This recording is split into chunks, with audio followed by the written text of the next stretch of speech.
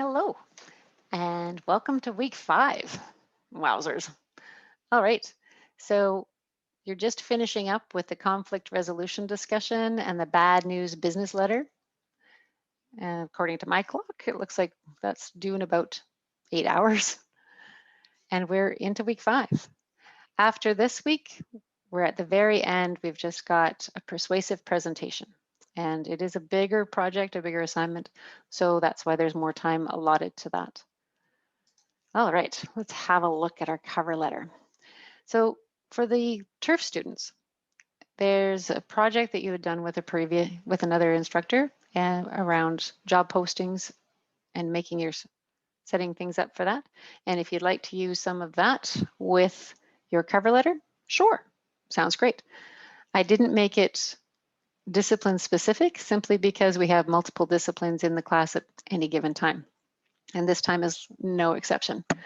So the cover letter, there's a bit of information for you. It's a good idea to make your name stand out, and because that's ultimately what you want to do, right? You want the job, so you want to stand out. Block formatting is good. You don't need a handwritten signature. And the basic contact information. Like in a business letter, especially a formal one that you're going to mail out, then you have their address and all that contact information, as well as your address and all that contact information. A cover letter is a little bit different. So should overall look like that. Hannah was a previous student who was gracious enough to allow me to share her work with you. You'll notice that she had done a handwritten piece with her cover letter. That to me is a needless expectation. It was not an expectation of mine. It was one that she put on herself. And it looks good, but when you're doing it in a digital format, potential employers aren't going to be looking for that. But it does look good though. The example has the date in a different spot than this one. Either is fine. Typically people like to see this part. And the only thing I would suggest for Hannah would be to have her name stand out more. But because she had the little bit of color at the top, that did kind of make it stand out. So subtle things to make it stand out are good in a cover letter. Not having boxes all the way around things and blocking things off, those become distracting. So that's just some tips for that. You've got the rubric so that you know how you're getting marked, and then you submit it as usual in the cover letter project spot. The other thing that's happening this week are this effective emails assignment, because being able to write effective emails is critical in the business world, and regardless of what discipline you're in, that's just how we communicate.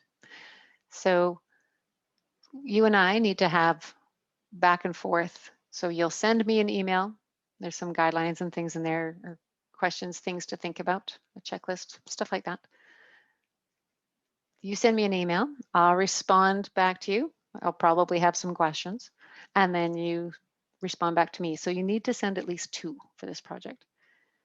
Here's the instructions. Here's the rubric so you know how you're going to be marked. Please do not submit it in here. This is just here so that the gradebook in Moodle will give me a spot so I can give you a mark for this. So that's how that goes. Please don't put it in there. And that's it for right now. There are a couple of recommendation reports I'm just wrapping up.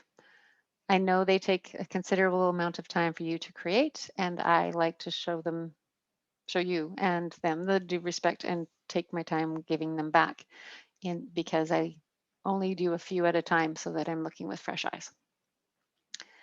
And I'm looking forward to the conflict resolution discussion and the bad news business letter. Those are always interesting. And I think that is all I have for you for now. I hope you are well. For those of you in Alberta, I feel for you. But spring is coming. I guess we can go with that. Take care.